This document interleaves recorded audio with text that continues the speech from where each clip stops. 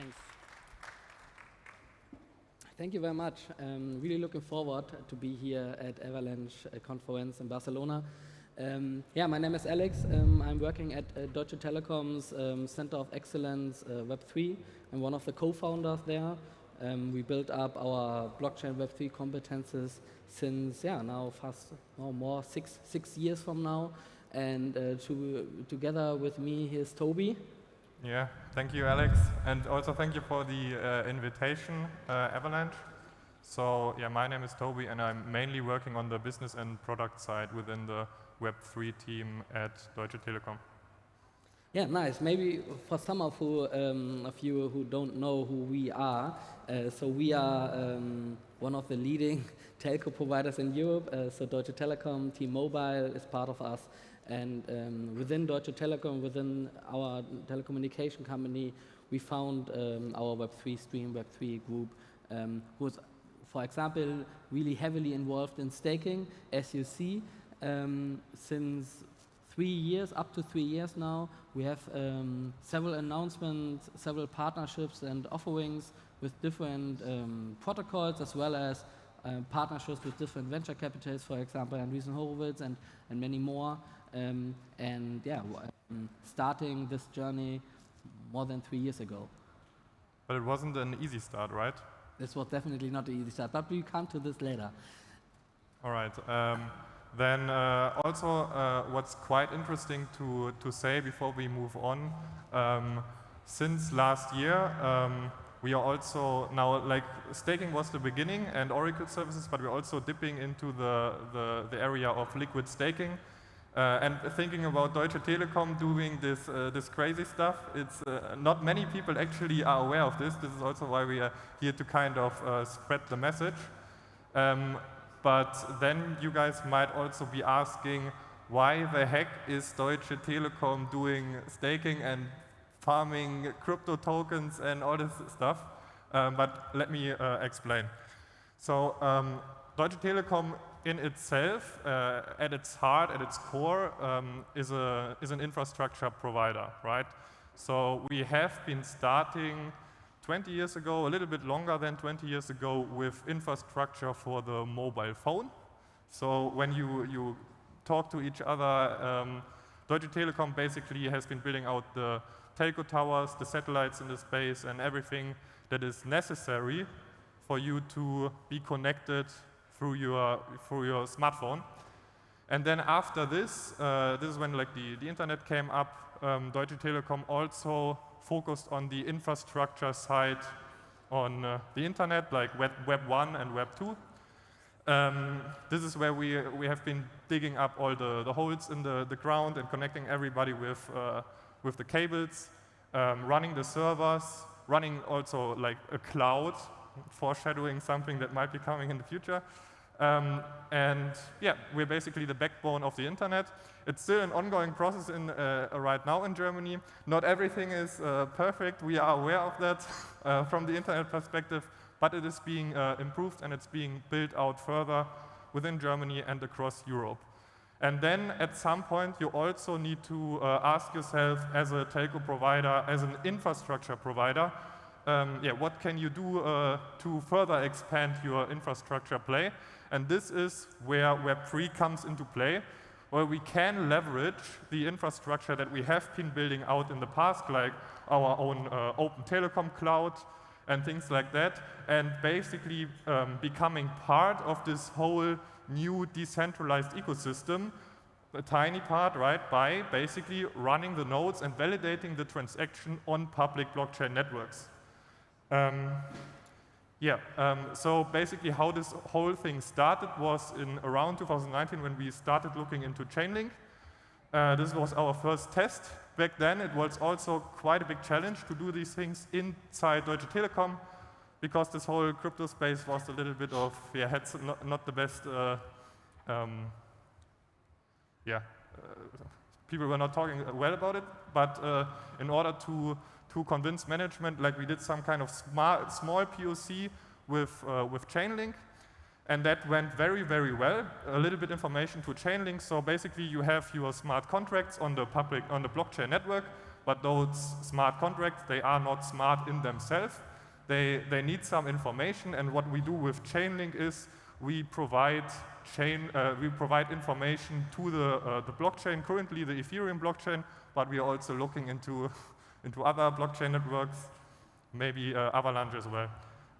So what we are doing there is we are providing price feed data to the Ethereum blockchain and are being rewarded in linked tokens. So we also at Deutsche Telekom internally monetizing the native crypto asset and also paying our salaries, in other words, with the cryptocurrencies. That went very well. Then afterwards we thought, can we do something else? And this is where staking came up. So we started looking into the Flow blockchain. The NBA Top Shots might be a term that you guys know. These things, these basketball GIFs, they are all running on the Flow network. And there we are running one of 7 execution nodes. Those are like the really ginormous, heavy machines. I think 800 gigabyte RAM. And this is all running on Telekom infrastructure. So we are able to, since it was mentioned in the group before, centralization, to provide a service that is on Telekom infrastructure, not on the hyperscalers or on the headsners, where we can provide a reliable service to the blockchain network. And then afterwards, since this was also quite successful, we got the green light to further build out the staking business. Celo, then the next play, quite interesting blockchain, because with their Valora wallet, they are connecting the wallet and the phone number. So there is some kind of net mapping, and this is where we then also went deeper with on the Telekom level. And since then we have been building out various other blockchains, and there are also many more to come right now. Ethereum being the last, where we are partnering with Stakewise on the liquid staking side. But handing over, or if you have anything to add. Yeah, maybe one thing to add, what you mentioned, what we'd want to do now in this year, 2023. So the development and the track record in the last 3 years were quite amazing for us as an enterprise as well. But we really pushed this in this year to the next level. We want to go live with our product Telekom staking for different staking providers with different networks. We want to scale vertically and horizontally, so means more networks more networks on our infrastructure, as well more assets under stake on our infrastructure. But as often these focus not the classic retail customer, more this focus for institutionals, for venture capitals, for enterprises, for venture capitals of enterprises. So these institutional streams, this is a value proposition we can deliver here definitely. So this means enterprise grade staking services with with the full service infrastructure. Maybe one if you can click, thanks Toby. What you already shortly mentioned, we had some challenges over this way, and this is a short lesson learned for you as well. Lessons learned from us quite hard. How you want to build up Web3 or blockchain business models in enterprises, especially in German enterprises. It's quite tough after these ICO bubbles and I would say the emerge of blockchain and Web3 in any Gartner innovation cycles. Every company, every enterprise had their own innovation group of Web3 and blockchain. So they try to pick any use case and try to match these use cases with blockchain and don't ask for benefits, for requirements, and if there's really a need for blockchain for this use case. We had this time as well in our unit, but was luckily not financed top-down, big innovation project. We were more financed bottom-up. So we had customers, clients who paid for our work in blockchain and Web3, customer clients in Germany, classic energy, automotive, government, and so on. So classic customer who want to deal with these blockchain. But after a few years, so around 2021, as Toby mentioned with Chainlink, we asked ourselves, okay, is this the future that we using a use case by our clients, try to build this on any blockchain, very often proof of concept on permission chain or on test nets, and then we can't go and we can't push this to a productive network because the client and customer don't want to do this. because they have this lack of cooperation still, especially in our customer base in Germany, unfortunately. So then we completely restructure our strategy in Web3 and blockchain at DT. This means, okay, what can we offer for Web3? Web3 is there, this will never go away if you want or you want not, and let's look at ourselves and say, okay, we have services we can offer to Web3, to blockchain networks, to blockchain infrastructure. And this was quite successful, but on this way, these strategic switch, we had some challenges, and we only to highlight 2 challenges, or maybe the mantra we fulfilled these challenges was, it's easier to ask forgiveness than it is to get permission in an enterprise. This is really important. So we do it now and apologize later, and we had to apologize very often, but yeah, it was good, more pragmatic way of doing things. It is quite nice that we could do this in the enterprise. But maybe to highlight one thing. So the purchase and consumption of crypto in an enterprise is heavier. It's really hard to process because we have in German called Einkaufswagen, so purchase agreements. We need fixed loan agreements. We need fixed contracts. So you can't sign in to a Kraken or Binance or Coinbase account and buy cryptos for your company. This is not possible at our stake. So we had a lot of discussions why we need Ether. Okay, we say, okay, we need Ether on our chaining services to burn these Ether. So okay, we bought, for example, 50K in Ether, and after 2 months there was no 50K Ether anymore because they were burned in fees. So and then we had some tough discussion with our management. They asked us, okay, where are the Ether gone? They're away, or we don't see any Ether on your account. And then we need to explain that, yeah, we need these Ether to fulfill our smart contract, to fulfill the Chainlink Oracle service, but we receive links, yeah, but the link course is completely flexible to the Ether course, that's not backed, no, of course not.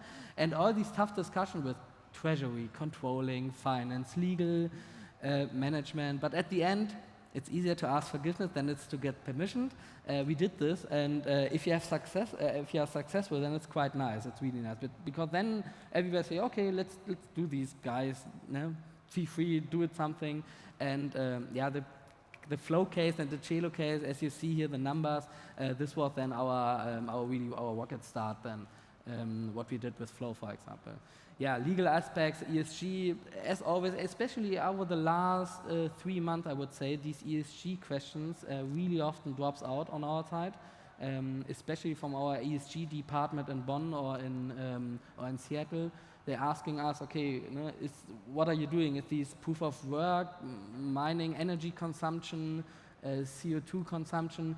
And then we had some, yeah, of course, we need sessions with our management. No, we're doing proof of stake on our infrastructure, and our infrastructure is powering with green energy, so we have no CO2 footprint as other, for example, blockchain miners, Bitcoin miners. Yeah, but was nice, and there are some challenges, a lot to learn here in the way, but it's possible, definitely, as well as in enterprises. It's definitely possible to deal with crypto and to get earned crypto. So our business model is we receive commission fee on our staking rewards, and these commission fees are paid in cryptocurrency, in the native cryptocurrencies. So we don't receive euros in our balance sheet, so we receive cryptocurrencies, and then we exchange these cryptocurrencies in euros. And this is the way how this works at Deutsche Telekom in Germany. Maybe one addition. So basically what Alex has been talking about in translation means like doing this stuff within a big enterprise company is a pain in the ass because you have a lot of convincing to do, and we are also not in any way near like the guys from Allnodes or from Blockdaemon at the speed of launching new networks because of compliance topics and those things. So everything takes their time. However, even though it is a pain in the ass, I think like in the end for the more institutional clients on this side, it is also a very huge value add, because basically the sophistication that Deutsche Telekom lies in their like infrastructure build-up, but also into having everything checked 20 times is a big security aspect, or like it is yeah, it is a huge value add when it comes to like those regulatory topics that are quite uncertain, and having there Deutsche Telekom or T-Mobile US by your side is, yeah, it's at least kind of a security net in this regard. Yeah. Reputation, definitely. Maybe one, because we are only running out of time a little bit, 5 minutes left, can you switch the slide to, yeah, perfectly. So what we are offering, if this is the case, okay, what is Deutsche Telekom staking offering for our institutional customers, to our clients, to our B2B clients? So we offer white label validators as well as public validators. Toby can come to this in detail, but more important, okay, our value proposition is we're running this on our own cloud. We have open Telekom cloud with two separate operation center in Magdeburg, so in the middle of nowhere in Germany. So it's okay, it's not nowhere, okay. Basel and in Amsterdam, and we have some Asia brands as well. So this is our own cloud infrastructure, our own cloud stack. This is not rocket science to have an up and running blockchain client on this infrastructure, because beside of these blockchain clients, they are highly security infrastructure as a service offerings from our other enterprises on this stack. So imagine, so one of the biggest clients of us is Shell and the German government, and they running their clients as well on these infrastructure. So this is, for us, it's not rocket science.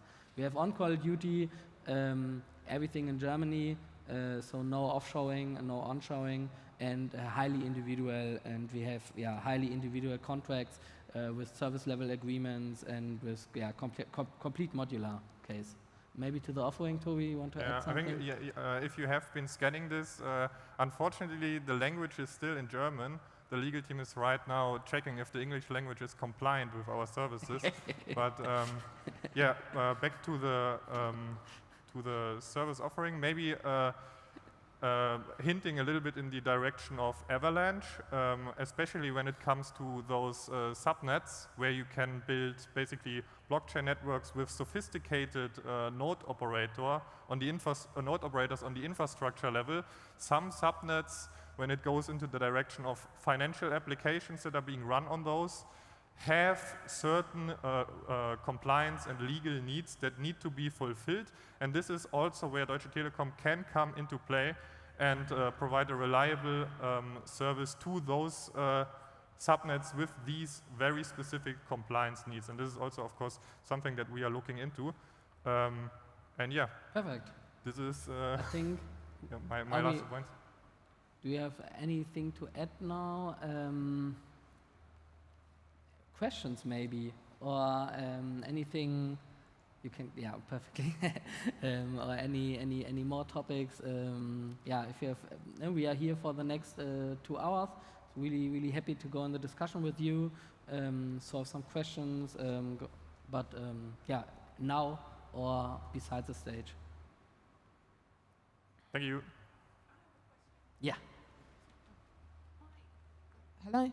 Right. So obviously this is German-based, but what does the T stand for again? I want to say tele. Sorry. The T in the middle of the QR. What's the? So this is our website, our homepage from Deutsche Telekom. The T is Deutsche Telekom. Okay, it's the logo of Deutsche Telekom and the logo of T-Mobile US. And right. T-Mobile. That's what I wanted. Yeah. T-Mobile is international, of course. So. Just let me jump into, so Deutsche Telekom is like a telco provider in Europe. I think it's known probably by this crowd. However, we are also a majority shareholder in T-Mobile US. So basically Deutsche Telekom owns, I think right now, around 51% of T-Mobile US. So it's kind of the same family. Okay, all right. Yeah. Great, thank you. So when you say you own 51%, is it only in the US or is it internationally? Because I'm just wondering, is this something that will be brought over to the UK? Because you said that it's going to be in the English language, but you're going through compliance. So is this something that will be coming over to the UK market? Or the English-speaking market? We are providing our services on the international market to everyone. That's the language is just the website got renewed, and the language needs to be updated. But our That was a joke. But our cloud and the infrastructure is only running in Germany because we have no operation center by now from the Open Telecom cloud in US, but the service is completely international. But the validators and the infrastructure is only running in Germany by now. Okay. Exactly, just one thing. So we are running a multi-cloud setup within Germany. However, we have a fallback option in Switzerland for compliance reasons or legal reasons because they are not part of the European Union, and the European Union has in the past made some statements that were a little bit scary in the whole crypto space. So this is like the fallback option in case some legal stuff happens, then we can continue our services from Switzerland. Great.